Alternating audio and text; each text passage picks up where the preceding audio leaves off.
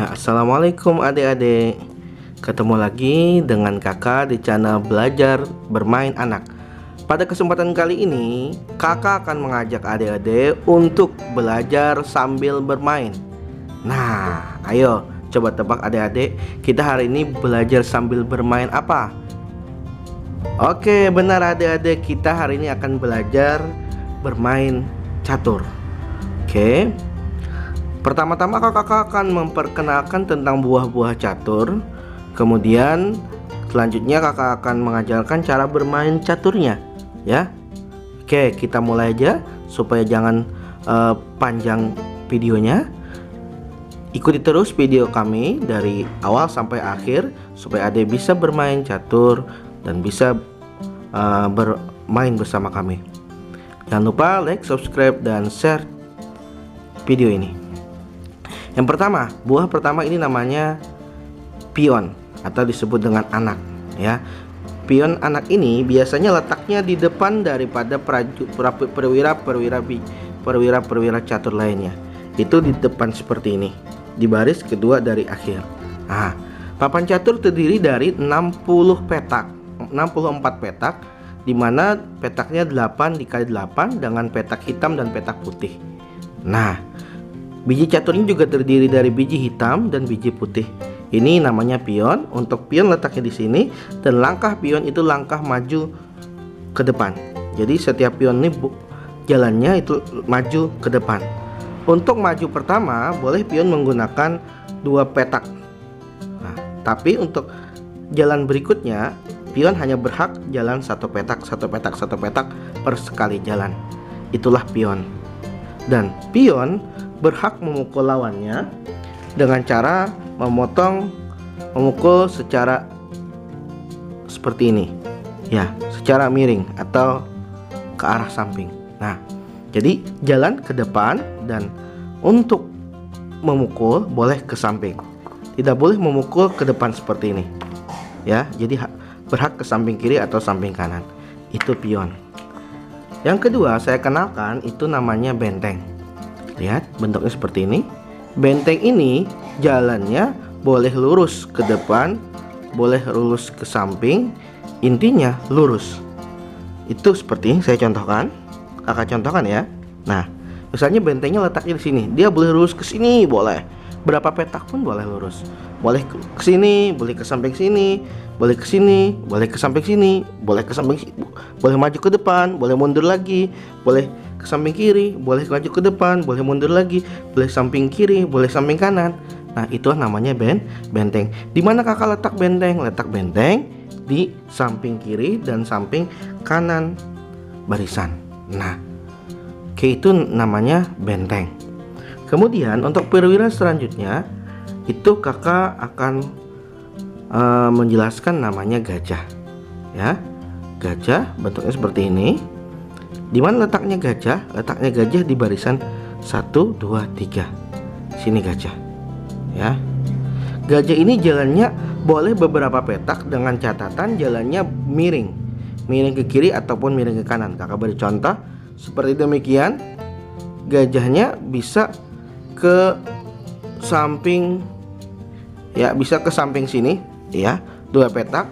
Bisa ke sini, boleh. Ke sini boleh. Ke sini boleh. Nah, itu jalan gajah. Ke sini juga boleh, ya. Nah, bermiring. Nah, seperti itu. Tapi gajah dan benteng tadi tidak boleh melewati buah yang lain. Misalnya meloncat seperti ini walaupun bermiring tidak boleh. Itulah namanya gajah. Gajahnya dalam satu pasukan juga 2. Ada di sini, ada di sini, ada gajah hitam, ada gajah putih. Dia akan tetap jalurnya sampai akhir permainan, ya. Kemudian yang berikutnya adalah menteri. Nah, setiap pasukan mempunyai menteri. Menteri mempunyai hak yang lebih istimewa, dan menteri dikatakan adalah pasukan yang terhebat. Letak menteri biasanya adalah apabila menteri itu menteri putih, maka letaknya susunan pertamanya di putih seperti ini. Nah, bagaimana jalan menteri? Jalan menteri itu misalkan dia berada di sini. Jalan menteri boleh beberapa petak dan ke segala arah. Contoh, ke sini lurus boleh, ke samping boleh, bermiring ke samping boleh, ke samping kanan boleh, samping kiri boleh, mundur juga boleh. Hah? Miring ke kanan boleh, miring ke kiri boleh. Itu menteri. Mundur juga boleh. Ya. Itu menteri. Tapi tidak boleh, menteri tetap tidak boleh, sama halnya dengan gajah, dengan benteng tidak boleh meloncat atau melingkahi dari buah yang lain. Kemudian yang berikutnya yang harus kita pertahankan adalah raja. Ini bentuk raja seperti ini. Nah, raja ini adalah merupakan titik yang harus dijaga. Jadi raja ini permainan akan usai jika raja itu terancam oleh raja lawan. Raja putih terancam dan tidak bisa pergi kemana-mana lagi. Itu akan disebut dengan skakmat. Nah, jadi raja itu jalannya juga bisa ke segala arah, tapi hanya satu petak. Petak sini misalkan dari sini ya, ke sini boleh, ke sini boleh, ke sini boleh, ke sini boleh, ke sini boleh, ke sini boleh, sini boleh, ke sini boleh, semua arah boleh, selama tidak terhalangi oleh anak atau oleh buah yang lain. Nah, misalkan di sini posisi raja ini berarti tidak bisa bergerak kondisi seperti ini karena di sampingnya semuanya ada buah yang lain. Oke. Yang terakhir adalah kuda. Nah, seperti ini kuda. Nah, kayak seperti kuda biasanya, bentuknya juga seperti kuda. Posisi kuda biasanya letaknya di samping antara benteng dan gajah. Jadi di sini posisinya dua dari ujung ya. Jalan kuda perlu diperhatikan, jalan kuda agak beda dengan jalan yang lain, dan kuda boleh meloncati biji yang lain atau buah yang lain. Jalan kuda itu adalah 3 petak berbentuk seperti huruf L. Saya contohkan, kakak contohkan ya adik-adik ya. Di sini berarti 3 petak seperti huruf L boleh 1, 2, 3. Jadi kuda ini boleh ke sini ya. Kemudian kuda ini juga boleh tuh 2, 3 ke sini ya. 1, 2, 3 juga huruf L ya.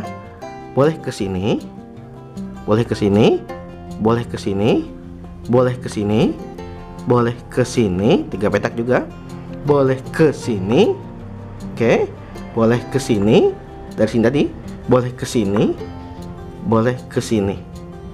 Nah, memang kuda adalah mempunyai hak lebih istimewa karena juga boleh dari sini misalkan dia boleh 1, 2, 3 boleh meloncati buah lainnya sehingga boleh meloncat ke sini ataupun juga ke sini.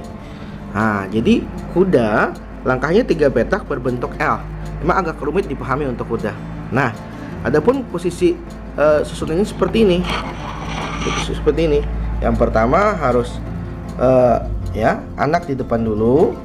Anak atau pion di depan dulu. Kemudian baru di samping pertama benteng, baru kuda, baru gajah, nah baru menteri dan raja. Menteri ini agak salah susunan saya ya, maaf. Menteri sesuai dengan menteri putih, letak pertama di putih, dan raja di samping oleh menteri ya. Ini gajah, kuda, dan benteng. Sekian pengenalan kakak tentang catur.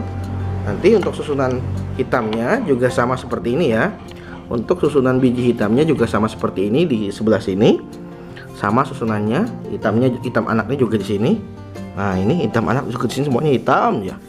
Nah, untuk kedepannya adik-adik boleh mencoba sendiri. Jika adik-adik ada punya papan catur, ini yang kakak gunakan tadi papan catur lipat dengan berbentuk biji buah terbuat dari kayu ya. Oke, sampai jumpa di pertemuan berikutnya. Selamat bermain. Assalamualaikum warahmatullahi wabarakatuh. Dadah adik-adik.